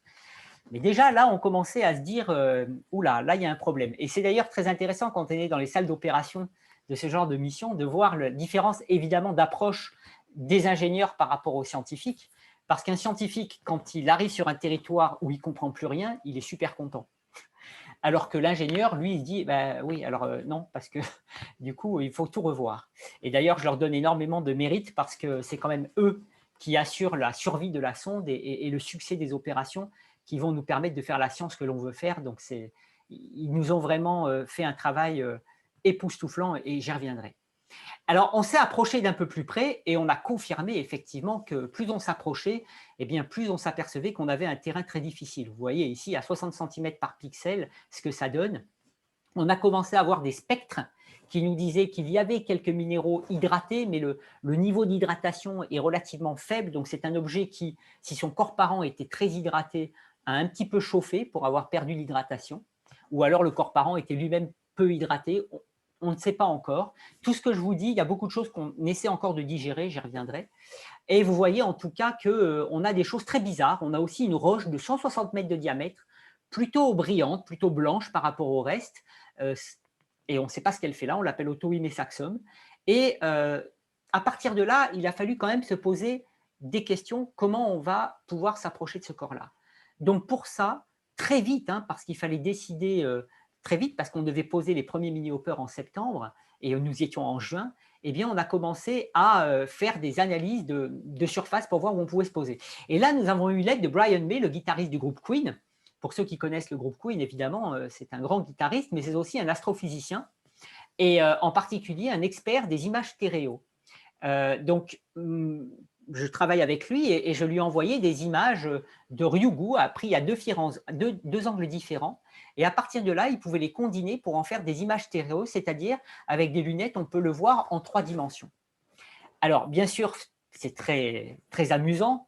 Et puis, ça nous a permis de nous revoir à Milan lors de son concert pour faire ces images. C'était vraiment un moment génial. Mais en plus, ça nous a aidés pour les opérations et même scientifiquement, parce qu'on avait besoin de mesurer la taille des roches. Comme je vous disais, il ne fallait pas qu'elles soient plus hautes que 1 mètre. Alors, on peut le faire avec des images à 2 dimensions, en regardant les ombres, etc. Mais avec les images 3D, c'est beaucoup plus facile. Et Brian nous a fait de superbes images 3D avec d'ailleurs sa collègue italienne Claudia Manzioni, que je devrais citer, et ce qui nous a vraiment permis d'avoir une meilleure idée des zones dans lesquelles on pourrait éventuellement atterrir. Alors, en plus de ça, on a fait énormément de mesures pour pouvoir scientifiquement commencer à appréhender cet objet, qu'est-ce qu'il nous raconte, et puis bien sûr pour les opérations à venir. Alors, on a fait un modèle de forme, ce qui est très important. On a fait des cartes de température parce qu'on a des contraintes de température pour poser les objets. Il fait bien sûr très chaud au soleil et très froid à l'ombre. Et d'ailleurs, ces cycles thermiques jour-nuit très extrêmes en termes de température peuvent produire de la fatigue thermique qui peut casser les roches. Et on voit des fractures sur les roches qui pourraient être expliquées par ce processus. On a fait des spectres avec cette bande de l'eau relativement faible par rapport aux bandes de l'eau qu'on voit dans certaines météorites. Et bien sûr, le champ de gravité a été commencé à être mesuré par de la radioscience, comme on l'appelle, sachant que Hayabusa 2 n'est pas en orbite autour de Ryugu, elle est parquée à 20 km et elle le suit, ce qu'on appelle du hovering en anglais. Donc, c'est un peu plus contraignant pour mesurer la masse de l'astéroïde, mais ça a été fait. Et à partir de là, eh bien, on a pu déjà avoir les propriétés globales de l'objet, mais vraiment globales, en particulier sa densité. Il est à peine plus dense que de l'eau. Sa porosité est très grande, plus de 50% de porosité, donc il y a beaucoup de vide à l'intérieur, donc c'est cohérent avec cette fameuse structure en agrégat. Il est très sombre, il réfléchit à peine 4% de la lumière qu'il reçoit, donc c'est même plus sombre que l'asphalte, je crois que c'est 7%, donc c'est vraiment très très sombre par rapport aux images qui sont à haut contraste, c'est vraiment un objet qui est très très noir, et puis il y a des rochers de partout. Donc ça, c'était les premières constatations qu'on avait au début, sachant que notre interprétation scientifique, on ne l'avait pas encore. Qu'est-ce que ça veut dire tout ça? Comment est-ce qu'on peut avoir formé autant de roches sur la surface? Comment on peut avoir autant de roches? Puis on le verra aussi avec des morphologies très différentes les unes par rapport aux autres. Alors à partir de là, il a fallu choisir les sites d'atterrissage. On a fait ça le 17 août 2018 au Japon, avec une première réunion le 14 août au CNES à Toulouse, puisque l'équipe mascotte du CNES et du DLR s'est réunie pour faire un premier choix qu'on allait ensuite proposer aux Japonais le 17 août. Donc on a pris l'avion le lendemain de la réunion à Toulouse pour aller faire ce choix de site. Et il fallait choisir plusieurs sites. Il y avait l'atterrissage des mini-hoppers dont je vais vous parler, qu'on a décidé de poser dans cette région-là, l'atterrissage de Mascotte qui choisissent cette région-là, et puis les récoltes d'échantillons, notamment la première, parce qu'on avait 3 prévues, qui étaient plutôt dans ces zones-là. Voilà. Mais c'était à peu près tout ce qu'on avait décidé à ce moment-là, sachant qu'il fallait encore vérifier que les zones, notamment pour la récolte d'échantillons, eh bien, étaient possibles. Alors, pour aider au choix du site de Mascotte, eh bien, on a fait des simulations numériques de déploiement de ce Mascotte. Ça, c'est avec mon étudiant qui était à l'époque en doctorat, Florian Thuillier. On a fait des simulations pour faire des cartes de rebond dans les conditions de gravité de Ryugu. C'est l'avantage des simulations numériques, c'est qu'on peut se mettre dans n'importe quelle condition de gravité. On a pris le modèle numérique de Mascotte, en fait, on l'a numérisé, et on a vérifié de combien il pouvait rebondir, parce qu'en fait, Mascotte ne peut durer que 16 heures. Il est alimenté par des batteries, il n'a pas de panneau solaire, et il ne faut pas qu'il rebondisse pendant 16 heures. Or, Ryugu a très peu de gravité, donc il fallait vérifier est-ce qu'on pouvait aider au choix du site de récolte en faisant des cartes de rebond en fonction de différentes propriétés et voir parmi toutes les propriétés lesquelles permettaient de minimiser les rebonds. Donc, on a participé à ça, c'était très intéressant. Et puis, avant que Mascotte soit déployé, une première tentative, c'était les Minerva, donc qui sont ces petits mini-hoppers de quelques kilos avec des petites caméras et des accéléromètres qui permettent de mesurer les rebonds et ces espèces de petites aiguilles qui peuvent vibrer et donc le faire sautiller. C'est pour ça que j'appelle ça un hopper et donc nous fournir des images de plusieurs zones de surface. Alors, ce n'était pas un instrument scientifique, c'était un instrument d'ingénierie pour tester justement cette technologie, sachant que cette même équipe avait tenté sur Hayabusa 1 de faire atterrir des Minerva et que malheureusement, ils n'avaient pas déployé au bon moment et les Minerva n'ont jamais atterri sur Itokawa, ce qui était très triste. Et là, j'étais si heureux qu'ils retentent l'expérience et qu'elle réussisse, puisque le 21 septembre, voilà les images depuis 70 mètres de la surface, lorsque Hayabusa 2 s'est approché de Ryugu, on voit l'ombre du satellite ici, on voit tous les gros rochers qui peuvent provoquer des risques. Et voilà les premières images fournies par ces mini-hoppers depuis la surface. Alors, ils étaient encore en mouvement. Là, on voit Hayabusa 2 qui est encore très flou. Mais c'était les premières images de surface d'un astéroïde carboné. Donc là encore, on a vraiment l'impression de participer à l'histoire du spatial parce qu'on a accès aux premières images depuis la surface d'un astéroïde carboné. Et on voit que c'est très caillouteux. On se croirait, pour ceux qui font de la plongée dans le fond dans les fonds des mers.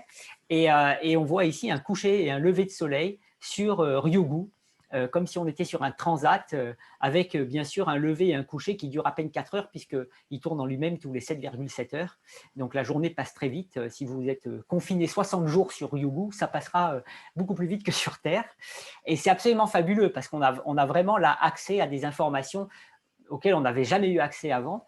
Et quelque chose de remarquable, c'est qu'il y a une absence de grains très fins. On s'aperçoit que c'est très caillouteux et par rapport à la Lune, dont le régolithe est très fin, eh bien, on n'a pas de grains fins. Et ça, c'est assez surprenant parce qu'on aurait tendance à penser que les impacts érodent la surface petit à petit en grains de plus en plus fins et on ne voit pas ça. Donc ça, c'est un mystère qu'on a encore un peu de mal à comprendre. On a plusieurs scénarios. Et puis ensuite, dans la nuit du 2 au 3 octobre 2018, eh bien, on a eu Mascotte qui a donc atterri sur Ryugu. Alors, ça a été aussi une nuit riche en événements.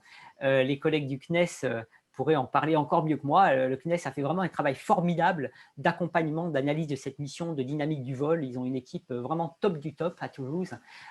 Et donc, dans le centre d'opération de Cologne, eh bien, a été suivie la descente de Mascotte dans la nuit du 2 au 3 octobre. Et on voit ici la sonde s'approcher petit à petit. Et vous allez voir Mascot ici, je vais vous le montrer dans le prochain transparent. Voilà, on voit Mascot pris par la sonde Hayabusa 2, par la caméra de la sonde Hayabusa 2, en train d'être déployé.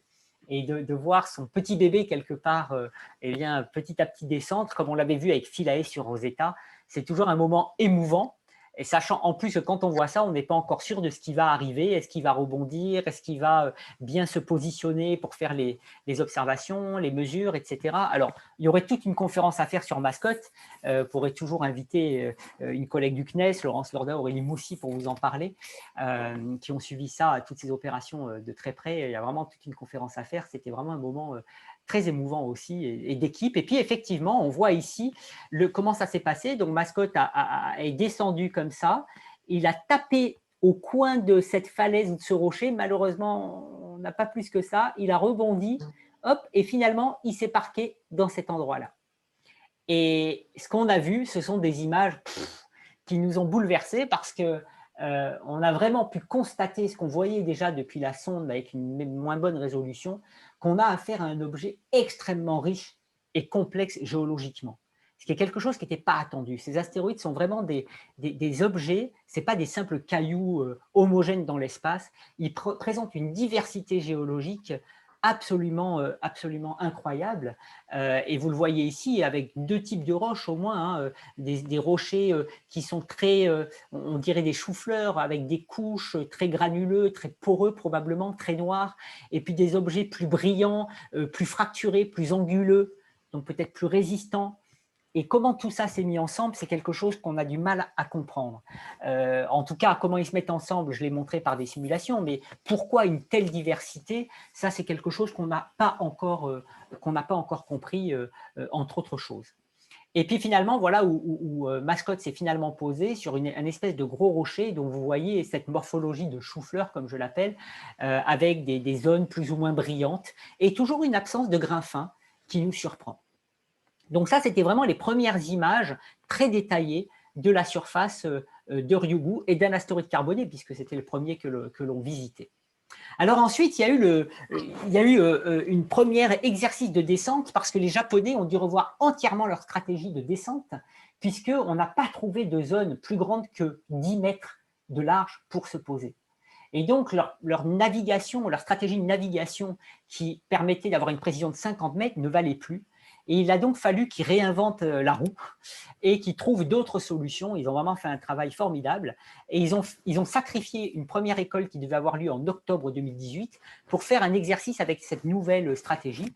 Et d'ailleurs, plusieurs exercices pour finalement aboutir à la décision de prendre le premier échantillon le 22 février 2019. Alors, vous voyez, le mécanisme de récolte, ça s'appelle du touch and go. On ne se pose pas. En fait, on a un cône qui fait 70 cm de long, qui, lorsqu'il va toucher le sol, en 1 seconde, déclenche un projectile de 5 grammes à 300 mètres par seconde. Et ce projectile, dans l'espace d'1 seconde, l'intervalle de temps d'1 seconde, va taper la surface et on va récupérer les petites poussières qui vont ensuite être stockées dans les canistères qui permettent de stocker les échantillons. Et on remonte. Tout ça en 1 seconde. Alors, pour se donner un maximum de chance, il était prévu aussi, il y avait des petites dents au bout du cône, et donc ces dents pouvaient éventuellement accrocher des petits cailloux pour aussi les remonter. En gros, on essaie de prendre tout ce qu'on peut. Et vous voyez là, à l'échelle, hein, le cône de récolte d'échantillons à une maquette au musée de l'espace de Tokyo. Alors, voilà le genre de terrain auquel on a affaire. Hein. C'est vraiment un gros défi. Vous voyez, là, c'est 1 mètre l'échelle vous montre 1 mètre. Donc, on a vraiment affaire à un objet qui est extrêmement caillouteux. Et poser une sonde qu'on doit ramener sur Terre là-dessus, même si c'est pour l'effleurer, c'est vraiment très compliqué. Et voilà la zone choisie, 6 mètres de diamètre. Hein. C'est vraiment rien du tout. On est à 300 millions de kilomètres. Donc, vous imaginez devoir poser une sonde dans un petit intervalle de 6 mètres à 300 millions de kilomètres de nous, sachant que le signal met une dizaine de minutes aller-retour pour pouvoir communiquer. Donc, il y a une grande phase d'autonomie de la sonde. Et c'est pourquoi, d'ailleurs, il a été choisi, mais je pourrais revenir si vous me posez la question, de déployer d'abord un marqueur de surface pour s'aider à s'orienter, notamment pendant la phase d'autonomie de la sonde, là où on ne touche plus rien et qu'on prie pour que tout se passe bien. Et finalement, eh bien, elle a atterri très près du centre de de la zone de récolte à 1 mètre près, donc avec une précision d'1 mètre, on a pu toucher l'astéroïde, ce qui est, j'ai encore du mal à y croire. Et d'ailleurs, je dis ça parce que j'avais la chance d'être dans la salle d'opération puisque je faisais partie de l'équipe du mécanisme de récolte lui-même. Vous me voyez ici avec un de mes collègues, Shinzuki Abe. Ici, vous avez le chef des opérations, Tsuda-san. Et c'est un moment, ça c'est le responsable, on appelle ça le PI de la caméra. Et ce sont les moments où on sait qu'on est en phase autonome et qu'on ne peut plus rien faire, on doit attendre les signaux suivants. Alors du coup, on en profitait pour donner des interviews à la chaîne de l'Ajaxa qui retransmettait en direct l'événement. Les Japonais ont fait beaucoup pour que ce soit communiqué vers le grand public et que ce soit vécu par le grand public en direct. Donc ça a été vraiment un moment génial et j'étais très honoré parce que j'étais le seul non-japonais dans la salle d'opération pendant l'opération elle-même. Vous voyez au fond les collègues de la NASA qui sont derrière une vitre, pas autorisés à rentrer. J'étais d'ailleurs un petit peu gêné. Bien sûr, après, on les a conviés dans la salle pour célébrer tout ça. Mais ce sont vraiment des moments humains très, très intenses parce que tout peut se passer. Devoir travailler avec des collègues japonais, parce que ça a duré 24 heures. Hein, on a commencé la descente le matin du 21 février et puis la récolte s'est faite le lendemain à 7h30. Et on est resté tout ce temps-là dans la salle d'opération. Alors, on est allé dormir 1 ou 2 heures pour se relayer. Et tout ne s'est pas bien passé. Le final est bon. Mais on passe les étapes où il y a eu des difficultés, je n'ai pas le temps de vous en parler, et de voir les Japonais travailler pour corriger les problèmes en temps réel, c'est vraiment quelque chose de… C'est là qu'on s'aperçoit que l'espace, c'est compliqué. Mais que quand les gens sont motivés, passionnés et qui travaillent ensemble, ils arrivent à faire des choses vraiment fantastiques. Donc, tout ça, ça a été donc, le matin du 22 février. Et il a fallu attendre des heures et des heures pour avoir les premières images, hein, parce que ça prend du temps. Et là, je me souviens être dans la banlieue de Tokyo, puisque c'est à Sagamihara, le centre des opérations.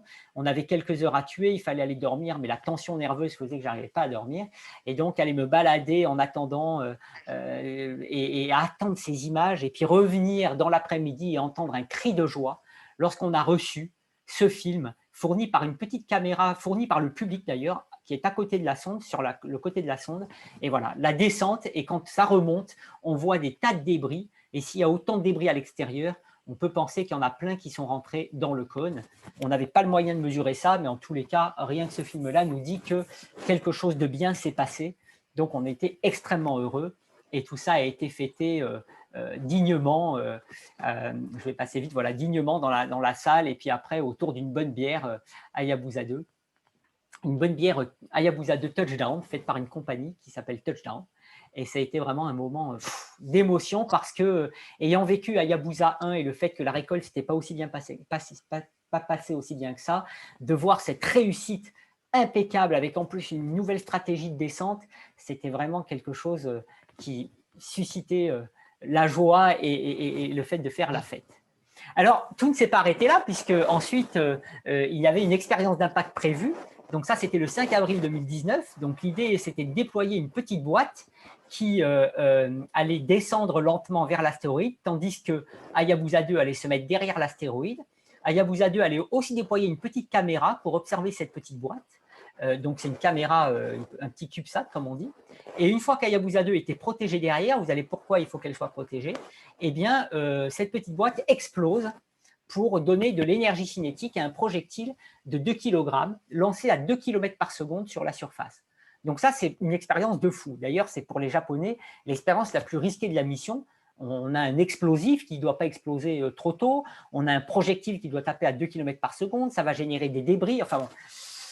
Et l'idée, c'était de pouvoir vérifier justement notre compréhension de la physique de la cratérisation à la surface des astéroïdes, et puis aussi d'aller prélever un échantillon à proximité, parce que ce cratère allait révéler de la matière de sous-surface, et on va pouvoir prélever cette matière pour la comparer avec celle de surface, pour voir quelle est la différence de composition entre du matériau fraîchement exposé aux radiations solaires et à du matériau moins frais. Alors ça a été vraiment quelque chose de fabuleux, et j'ai eu la chance, puisque j'étais aussi dans l'équipe de ce métier de cette expérience d'impact, parce que je fais en fait des modélisations d'impact, je suis un expert des impacts de corps célestes. Donc j'ai eu la chance d'y être et j'y suis d'ailleurs allé avec ma famille parce que c'est un moment extraordinaire et c'est tombé au moment des cerisiers en fleurs, ce qui n'était pas du tout calculé pour ça. Donc j'en profite pour vous montrer ces magnifiques images de cerisiers en fleurs au Japon et d'un de mes collègues, Hirdi Miyamoto, qui nous a cuisiné des gyoza, qui sont les raviolis japonais qui sont mes favoris au Japon. J'en ai profité pour faire aussi une conférence grand public au musée de Tokyo. Et encore une fois, tout ça pour dire que… Alors, je montre beaucoup de photos comme ça a l'air de… Je prends des vacances quand je vais là-bas. Non, non, pas du tout. On travaille beaucoup, mais heureusement, on a quand même un peu de temps pour se détendre et échanger culturellement. Et c'est très important parce que c'est comme ça aussi qu'on crée des liens. Vous ne pouvez pas imaginer le nombre de problèmes qu'on résout, non pas dans une salle d'opération ou devant un tableau, mais simplement lors d'un dîner. Parce que là, le cerveau est plus libre, je ne sais pas ce qui se passe, mais on résout beaucoup de problèmes en fait lors des événements sociaux. Et c'est ce que je dis aussi à mes étudiants, surtout pendant les congrès, allez déjeuner, allez dîner avec les collègues, parce que ce sont ces moments-là qui permettent vraiment de discuter de choses et qui aboutissent parfois à un enrichissement scientifique extraordinaire. Donc on a eu cette chance que ce soit pendant les cerisiers en fleurs, c'était déjà un bon signe. Et effectivement, encore une fois, dans la salle d'opération, là encore, un gros moment intense et de stress, parce que là, c'était vraiment très risqué. Vous voyez ici, ça, c'est le responsable de cette expérience d'impact, Masahiko Arakawa, de l'université de Kobe. Et on voit cette boîte qui est déployée par Hayabusa 2, prise par l'imageur infrarouge thermique. Donc, c'était les images du déploiement de cette boîte. Puis ensuite, l'explosion de la boîte prise par cette petite caméra déployée avec cette petite boîte. Et puis ensuite, là, c'était vraiment fabuleux. C'est l'impact lui-même pris par cette petite caméra qu'on appelle DCAM 3. Et vous voyez ici la poussière éjectée. Et ce qui nous a absolument surpris, c'est la quantité d'éjectats qui retombe à la surface. Alors qu'on tape à 2 km par seconde, normalement, d'après nos calculs, la poussière doit être éjectée à une vitesse qui est bien supérieure à la vitesse de libération de Ryugu, qui est d'à peine une vingtaine de centimètres par seconde. Alors, en fait, il y a beaucoup de poussière qui retombe. Et ça, c'est quelque chose qui remet en cause beaucoup de nos connaissances sur la physique des cratères et qui montre qu'il faut vraiment qu'on avance dans notre compréhension de cette physique, dans ces conditions de faible attraction, parce que effectivement, il n'y a plus de matière qui retombe. Et ce n'est pas la seule chose. Hayabusa 2 donc, était derrière l'astéroïde quand on a filmé ça, mais elle est revenue 2 semaines après pour vérifier la taille du cratère. Et là, la grande surprise a été que le cratère, il fait plus de 10 mètres de diamètre. En l'occurrence, il fait 15 mètres de diamètre. On le voit ici, ça c'est avant la formation du cratère et après. Et on avait prédit qu'il devait faire 2 à 3 mètres de diamètre. Ici, je vous montre une simulation d'impact que j'ai faite de mon collaborateur Martin Jutsi de Berne, où on voit la taille fait à peu près 2-3 mètres de diamètre. Et la seule manière d'expliquer une grande taille, c'est si la surface n'a pas de cohésion. Si vous enlevez la cohésion, donc la résistance mécanique des équations, vous pouvez faire une grande taille. Mais ça ne paraît pas tellement cohérent avec ce qu'on voit avant sur la surface. Il y a beaucoup de rochers. Les rochers, c'est de la cohésion. Alors, soit c'est vrai, il n'y a pas de la cohésion, soit effectivement, on a encore beaucoup à faire pour vraiment modéliser de façon correcte ces impacts. On a des idées d'ailleurs, on a d'ailleurs un projet européen qui nous finance, NEOMAP, la Commission européenne nous finance en partie pour avancer dans nos modélisations. Et ça a vraiment un intérêt non seulement scientifique, aussi pour la défense planétaire, hein, puisque quand on veut dévier un astéroïde par un impact, il vaut mieux savoir calculer ça, mais aussi parce que l'âge de la surface de Ryugu, et d'ailleurs de tous les corps célestes solides, eh bien, on l'estime en comptant les cratères et en estimant le temps qu'il a fallu pour les accumuler. Et en fait, ce temps eh bien, est lié à la relation entre la taille du projectile et la taille du cratère qu'on produit. Et donc, si je me trompe dans cette relation, je peux obtenir des âges qui diffèrent de plusieurs ordres de grandeur. Donc, ce n'est pas un problème à la marge. Ça peut remettre en cause complètement notre compréhension de l'histoire de cet objet, de son âge, selon si on dit qu'avec un petit impacteur, on va faire un gros cratère ou un petit cratère. Donc, cette expérience nous a montré qu'il faut faire très attention dans l'estimation des âges sur la base de notre compréhension actuelle. Mais ce n'est pas tout. Alors ça a été bien sûr encore un succès. Ça, c'est à la fin des opérations. On était tous extrêmement contents. C'est la première expérience d'impact qui avait fait sur un astéroïde carboné. Mais ensuite, le 11 juillet 2019, ils sont allés faire une deuxième récolte à proximité du cratère. Alors, pour tout dire, moi, j'étais vraiment très froid pour aller faire une deuxième récolte. On a eu une réunion au sein du board de la mission où je disais, attendez, là, vous avez tout réussi. Mascotte, les Minerva, une récolte, un impacteur. Vous imaginez si on se plante là, l'horreur. On ne retiendra que ça, puis on n'aura même pas les échantillons qu'on aura déjà récoltés une première fois. Et là, ils m'ont garanti qu'au moindre doute, eh bien, finalement, il remonterait avant que quelque chose de mauvais se passe. Donc, finalement, ils ont tenté le coup et ils ont réussi, encore une fois. Et il se trouve que j'étais avec Brian Mill, guitariste de Queen à Tucson, pour travailler sur Osiris Rex au moment où ça s'est produit. Et donc, on leur a envoyé cette photo avec le t-shirt Hayabusa 2 pour les féliciter de cette deuxième récolte qui s'est encore une fois bien produite. Donc là, on sautait de joie parce que c'était vraiment un enchaînement de succès. Et il ne fallait plus que cette mission rentre sur Terre tranquillement. Alors, avant de rentrer sur Terre, elle a encore fait quelques opérations, mais je n'ai pas tellement de temps d'en parler parce que j'aurais parlé d'Osiris Rex aussi un petit moment. Et finalement, le 6 décembre 2020, elle est revenue sur Terre. La capsule, on la voit ici au-dessus du désert australien. Et elle a été récupérée avec tous les problèmes de pandémie et de quarantaine que les Japonais ont dû subir avant de pouvoir ressortir dans le désert et les récupérer. Et revenir au Japon pour pouvoir analyser l'échantillon. Alors, il y a eu une première analyse qui a été faite en Australie des gaz contenus dans la capsule et qui ont confirmé d'ailleurs que ces gaz venaient de Ryugu. Donc, il y avait déjà une première analyse. Mais surtout, on attendait avec impatience de savoir qu'est-ce que c'était que ces échantillons qu'on avait récoltés. Est-ce qu'on avait récolté au moins les 100 mg qui était l'objectif minimal en termes de masse d'échantillons. Et là, on a ouvert et on a eu mais bien plus qu'on le pensait, puisque vous voyez ici dans les deux conteneurs, celui qui est pris par la première fois et celui la deuxième fois, on a énormément d'échantillons. Et vous le voyez ici, tous ces échantillons qui sont en plus très gros, hein, jusqu'à 1 cm de diamètre, et très noirs, donc ils viennent bien de Ryugu. Et surtout, on a bien plus qu'on le pensait, puisqu'on a 5,4 grammes, ça veut dire 50 fois plus. Donc, c'est comme si, je ne sais pas, vous êtes vous aimez bien manger, allez, j'allais dire une carotte pour les végétariens, eh ben, vous en commandez une, vous en avez 54. C'est quand même sympa. Donc là, ils vont pouvoir faire énormément de sciences. Nous avons beaucoup de cosmochimistes français impliqués dans l'analyse des échantillons. Les analyses vont commencer au mois de juin. On a bien sûr des soucis avec la pandémie, mais ils vont commencer. Et on a un instrument français, un microméga, qui était l'équivalent du microméga sur Mascotte, qui a été envoyé au Japon et qui va permettre de faire des analyses non destructrices de composition de l'astéroïde. Donc la France est bien impliquée dans l'analyse des échantillons avec aussi beaucoup de jeunes. Et ça, c'est très bien, sachant que 70% de ces échantillons vont être conservés pour les futures générations.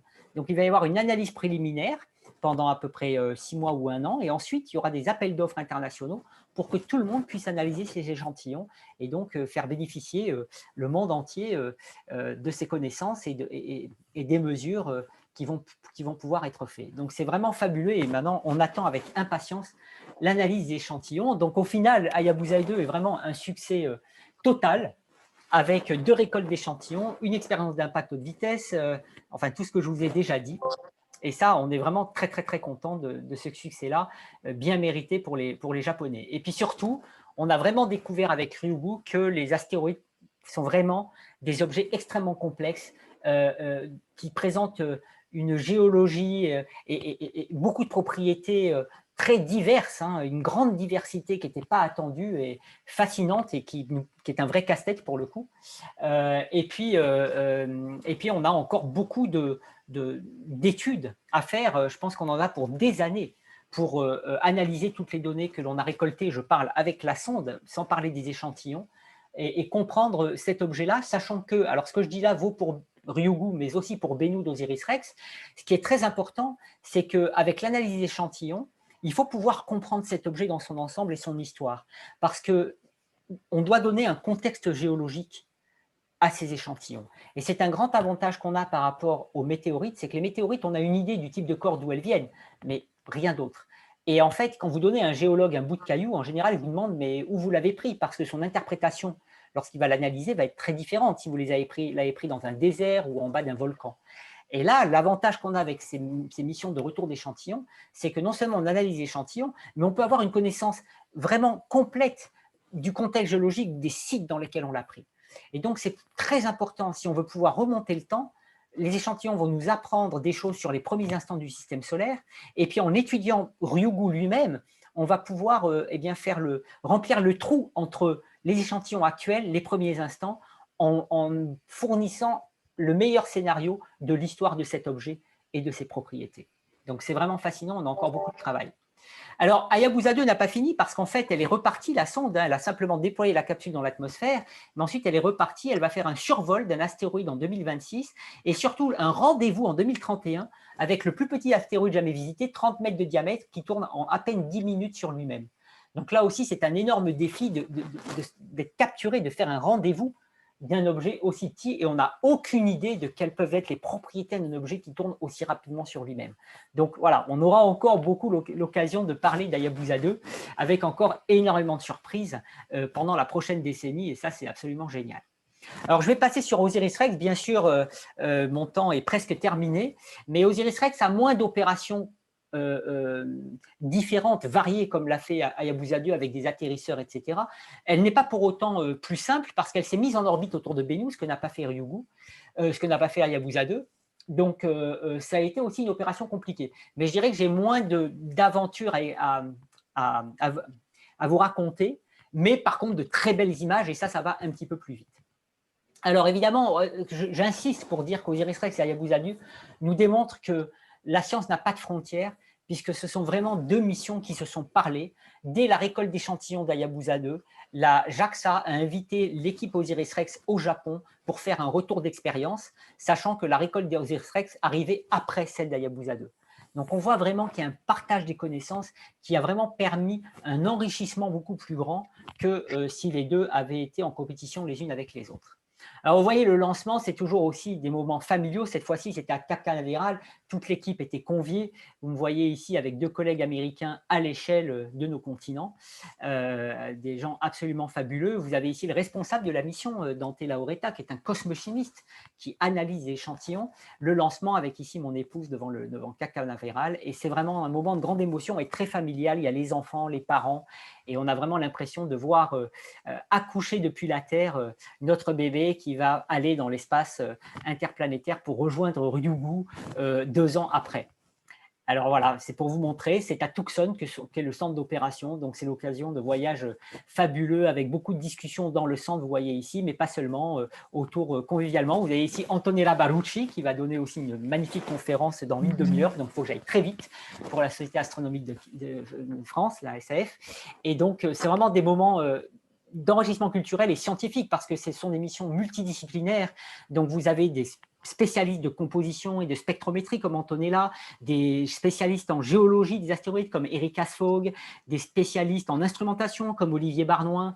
Voilà, je pourrais vous en citer plein d'autres et c'est vraiment très très enrichissant. Je suis tellement heureux de faire ce métier et d'accomplir ce rêve. Encore d'autres images avec Makoto Yoshikawa, oui, c'est pour ça que je l'avais mis ici, puisque lui, c'est le manager de la mission Hayabusa 2. Et vous voyez, il est avec moi à Tucson lors d'une réunion de l'équipe d'Osiris-Rex, puisque justement, les missions se parlent. Là où ici, vous avez le responsable d'Osiris-Rex avec le responsable de la caméra d'Hayabusa 2, qui d'ailleurs disait à ce moment-là qu'il regrettait de ne pas avoir la même qualité de caméra qu'Osiris-Rex. Vous allez voir, les images sont spectaculaires. On y vient.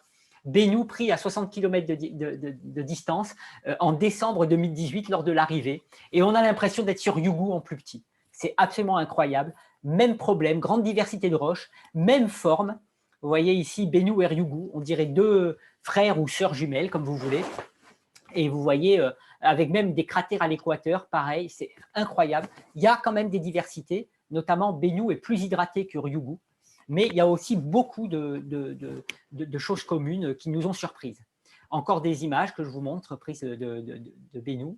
Et puis, on a eu une autre surprise, c'est que Bennu est actif. C'est-à-dire qu'on a détecté qu'il émet des particules, un peu comme une comète. Et donc, on voit bien que la frontière entre comète et astéroïde sur la base de l'activité, elle est beaucoup moins clair qu'on ne le pensait avant. Et on a pu quantifier d'ailleurs ces particules. Elles sont macroscopiques, hein, c'est-à-dire qu'elles peuvent atteindre la taille d'une dizaine de centimètres. Et vous allez voir ici les trajectoires de ces particules. Certaines reviennent à la surface, certaines s'échappent. Ça, c'est très intéressant. On a plusieurs scénarios d'explication de cette activité. Rien n'est clair pour l'instant, mais en tout cas, Bennu est un corps actif, ce qui est très intéressant.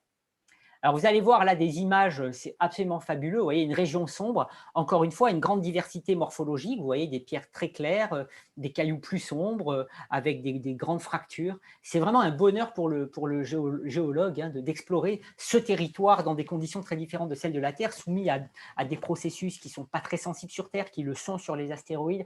Et on essaie de comprendre tout ça. Pour l'instant, on n'a pas encore tout compris. On fait énormément d'études là-dessus, mais vous voyez, hein, c'est clair, hein, c'est un agrégat. Regardez ces grandes zones de fracture et ces détails, on a l'impression d'être dessus, c'est absolument fabuleux. Et voilà le site de récolte qui a été choisi, Nightingale, avec le même problème, il fait à peine 10 mètres de diamètre avec de gros rochers. Eux aussi ont dû revoir complètement leur stratégie de descente et s'exercer. Vous voyez ici un exercice de descente le 11 août 2020, la récolte étant prévue le 20 octobre, où on s'est approché de Bennu avec une stratégie nouvelle, basée encore plus sur l'autonomie de la sonde. Et on voit ici se rapprocher petit à petit du site choisi. Voilà, là on approche, on approche, on approche. Et vous allez voir, je pense, le mécanisme, peut-être pas sur celle-ci, mais vous allez voir plus tard le mécanisme de récolte. Et là, vous voyez exactement le site lui-même avec ces gros rochers qui nous inquiétaient, Mont Doom, comme dans le Seigneur des Anneaux, on l'appelle. Et vous voyez la taille, hein, c'est vraiment tout petit. Donc, c'est encore quelque chose qui représente un grand défi. Et là, voilà, pendant l'exercice de descente, vous voyez le mécanisme, un bras de 3 mètres de long avec un cylindre qui doit pouvoir s'approcher délicatement. Et en quelques secondes, lorsque le bras est déployé, eh bien, ce cylindre va se poser, dégazer de l'azote gazeux. Ça va créer une sorte de vent qui va permettre d'entraîner les poussières dans le cylindre lui-même. Donc, vous le voyez ici. Et tout ça en quelques secondes. Et là encore, eh bien, la manip a parfaitement réussi. Vous voyez ici ce qui s'est passé. Alors, il y a plein de choses que je pourrais dire, mais je n'ai plus le temps, qui nous ont surpris. La réponse de la surface en particulier, qui n'est pas celle attendue, et surtout tellement d'éjectats que du coup, il a fallu d'échantillons, que du coup, on n'a pas réussi à fermer le cylindre. On a eu une grosse inquiétude pendant un moment. Et puis finalement, après plusieurs manipulations, on a réussi à le fermer et à le mettre dans la capsule. Donc, on estime qu'on a au moins 400 grammes, sachant que le bit visé, c'était 60 grammes, et on a peut-être même jusqu'à 1 kg. On n'a pas moyen de savoir précisément parce que la mesure de masse qui devait être faite a été sacrifiée parce qu'on perdait les échantillons. Donc, on les a rentrés dans la capsule. Et la bonne nouvelle, c'est que la NASA a accordé l'autorisation de faire un survol du site de récolte en avril pour pouvoir voir quelle a été la trace laissée par la récolte elle-même, ce qui va nous donner des informations sur les propriétés mécaniques de la surface. Et la sonde va repartir le 10 mai de Bennu pour revenir sur Terre le 24 septembre 2023. Donc Bennu, en résumé, hein, c'est pareil que Ryugu, c'est une toupie, 450 mètres, même densité, j'ai mis en jaune les similarités, même densité que Ryugu, même albédo, l'âge, on peut en débattre, différents types de roches, par contre, plus hydraté. Donc lui, il a vraiment des minéraux bien hydratés. Ça va être très intéressant dans les échantillons de pouvoir mesurer ces propriétés de l'eau qu'il contient. Et donc, on est très, très content. Ryugu, vous voyez, en résumé aussi, on a les mêmes similarités. Alors, pour vous dire, on a même un scénario qui dit que peut-être que Bennu et Ryugu ont été formés d'un même corps parent. C'est un papier qu'on a publié dans Nature Communication, qui a d'ailleurs été l'un des articles les plus lus récemment. J'ai reçu la news de l'éditeur. Et en fait, on a montré qu'on pouvait former Bennu avec sa forme et Ryugu sur la base de la destruction d'un corps d'une centaine de kilomètres de diamètre que l'on voit ici. Ça, c'est une simulation qui vous montre comment on arrive à former un corps de la forme de Bennu. Et on pourrait former les deux en même temps. Alors, ce n'est pas nécessaire, mais ça pourrait. Et la comparaison des échantillons entre les deux pourra nous dire si effectivement ils viennent du même corps ou s'ils ont une autre origine. Excuse-moi, Patrick. Oui.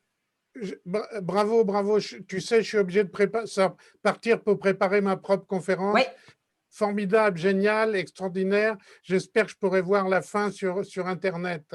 ok. J'ai juste une question, si tu pouvais la traiter à la fin. Comment on peut se mettre en orbite autour d'un corps qui n'a pas de gravité? Ben, Voilà, il a une petite gravité, donc il suffit de venir suffisamment près pour être dans sa sphère d'influence. Et ah, quand même. effectivement, Osiris-Rex a fait 2 records. Elle s'est mise en orbite autour du plus petit corps autour duquel on s'est mis en orbite, et elle a fait l'orbite la plus petite autour d'un corps, puisqu'on était à un peu plus d'1 kilomètre de la surface. Donc OK. l'orbite est vraiment très serrée. C'est pour Merci, ça que merci c'était à un tous. challenge. Bonne continuation. Et bonjour à Antonella. Alors, j'ai presque fini en fait. Donc, au final, on a un scénario pour expliquer la formation de Ryugu, de Bennu, avec les différentes couleurs qu'on observe, etc. Et en fait, ce sont les échantillons qui vont nous permettre de discriminer parmi les différentes trajets d'évolution de ce corps-là. Donc, on voit on a vraiment un échange entre les données prises in situ, les modélisations et les analyses de laboratoire. Et donc, quand on aura mis ça tous ensemble, on devrait répondre, je l'espère, aux grandes questions que l'on se pose sur l'origine de ces objets et les premiers instants du système solaire. Donc, au final, les astéroïdes présentent vraiment une grande diversité. Quand on regarde tous ceux on a explorés jusqu'à maintenant, c'est absolument fascinant. Ils nous racontent une histoire de notre système solaire interne qu'on essaie encore de comprendre. On est un petit peu des détectives qui cherchons des indices, et en analysant ces objets, en allant les explorer, eh bien, on obtient les indices qui nous permettent de fournir nos modèles, de nourrir nos modèles, et ensuite de décrire un petit peu cette histoire.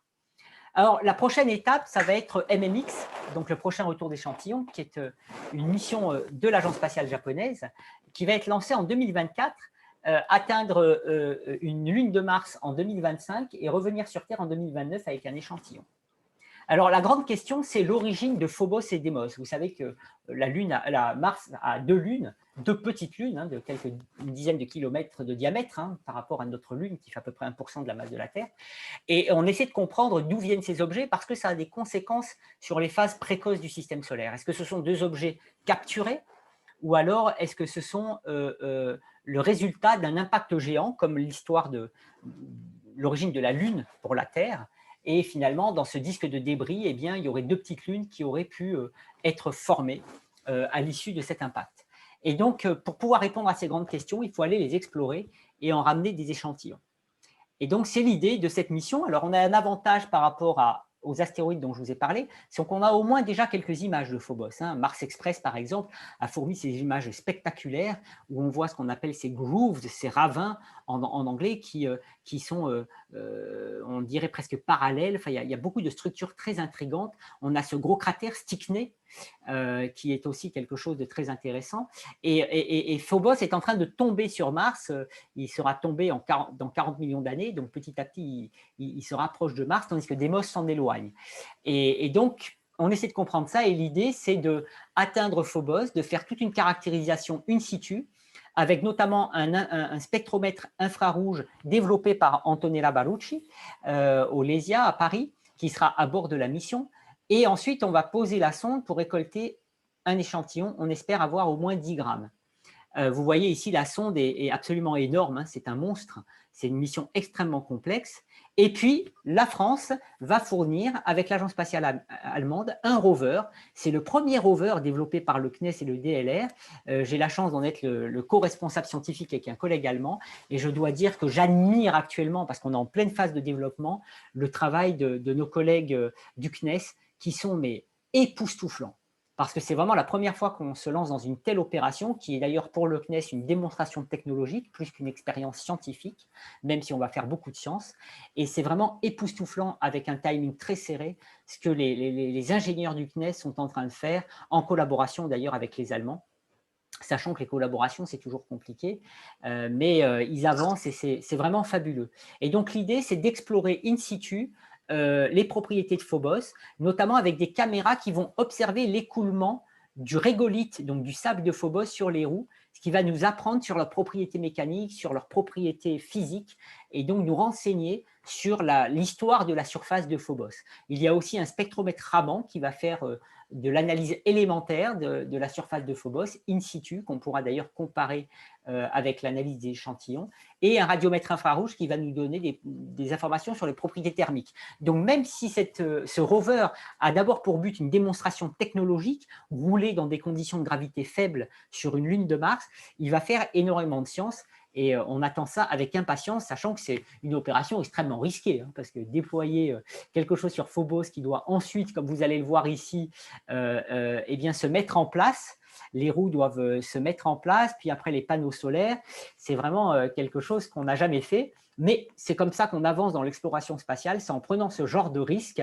Et de toute façon, quoi qu'il arrive, on apprend pour les prochaines étapes. Regardez Hayabusa, tout n'a pas bien marché. Et au final, ça aboutit à un Hayabusa 2 qui a marché parfaitement. Donc, il faut vraiment accepter de se lancer dans ces opérations risquées. Ça permet d'apprendre énormément. Et là, pour le coup, j'espère quand même que ça va marcher parce qu'on fera une science incroyable et ça permettra au CNES et au DLR de démontrer leur aptitude à faire une instrumentation dans un timing qui est très contraint, hein, pour un lancement en 2024. Donc, on attend ça avec impatience. Et puis, bien sûr, il y a la récolte d'échantillons avec un carottage qui est prévu et un autre mécanisme fourni par la NASA. Donc ça, c'est celui de l'Ajaxa, qui va être une sorte de carottage. On va aller à plus de 2 cm de profondeur. Et puis un mécanisme pneumatique par la NASA pour voir de la surface, avoir des échantillons de surface. Donc ça va être ils ont fait d'ailleurs des expériences en laboratoire. Donc c'est vraiment une expérience fabuleuse, MMX. Et je finis pour vraiment insister sur le fait que, comme vous le voyez, parce que pour MMX, il y a aussi un instrument américain qui est à bord du satellite, un instrument de rayons gamma, détection de rayons gamma, un instrument français, un rover franco-allemand. Donc on voit que ces missions-là sont vraiment internationales. C'est fini le temps où une agence pouvait tout faire par elle-même. Et donc, du coup, on a compris qu'il fallait réunir ses forces pour pouvoir accomplir de la grande science et relever de grands défis.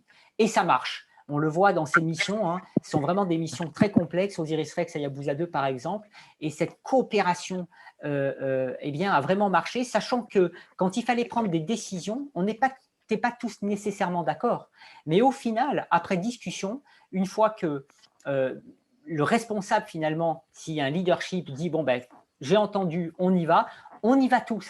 Et ça c'est très important quand je vois les débats actuels dans la communauté de certains professeurs de médecine et qui se battent entre eux et on n'avance pas, alors qu'il y a un moment donné, on prend toujours un risque. Mais une fois qu'il y a une décision qui est prise, quelqu'un décide, c'est pas pour rien qu'on nomme quelqu'un pour décider, on se lance et en général, en tous les cas, moi je le vois pour le spatial, je ne sais pas si ça vaudrait, hein, humblement dit, mais pour le spatial, ça marche. Et c'est une expérience formidable aussi bien pour les jeunes chercheurs parce que ça leur donne l'occasion d'avoir des connexions avec des étrangers et ensuite de pouvoir, quand ils vont dans un pays, les revoir et échanger des étudiants. C'est vraiment, vraiment fabuleux. Donc, je voulais terminer par ça et c'est aussi une expérience humaine, pas seulement donc scientifique, puisque en dehors des échanges scientifiques, on a aussi beaucoup de moments culturels tous ensemble qui sont vraiment très agréables. Et je finis pour dire que je remercie mon épouse et puis mes 2 petites chaînes de me subir tous les jours avec ma passion. Et quand on est passionné, vous savez que l'énergie, elle est infinie. Et ce n'est pas nécessairement facile de vivre avec quelqu'un comme moi. Donc, je le remercie beaucoup. Et du coup, je vous remercie aussi de m'avoir écouté. J'espère que je n'ai pas été trop long ou trop parlant, que je ne vous ai pas trop assommé. Et maintenant, eh bien, je suis prêt à répondre à vos questions.